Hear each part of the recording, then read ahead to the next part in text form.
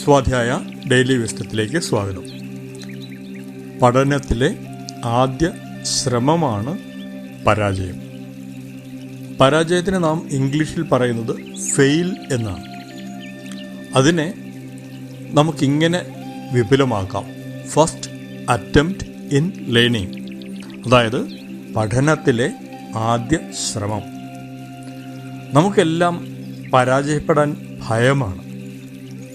എന്നാൽ നാം മനസ്സിലാക്കാത്ത ഒരു കാര്യം, പരാജയം എന്നത് പഠനത്തിൻ്റെ ഒരു ഭാഗം മാത്രമാണ്. നാം എപ്പോഴും പഠിക്കുന്നത് പരാജയങ്ങളിൽ നിന്നാണ്, വിജയങ്ങളിൽ നിന്നല്ല. ജീവിതത്തിൽ ഓരോ പ്രാവശ്യം നാം പരാജയപ്പെടുമ്പോഴും നാം അതിൽ നിന്ന് എന്തെങ്കിലും പഠിച്ചാൽ ക്രമേണ നാം വിജയത്തിലേക്ക് എത്തിച്ചേരുക തന്നെ ചെയ്യും.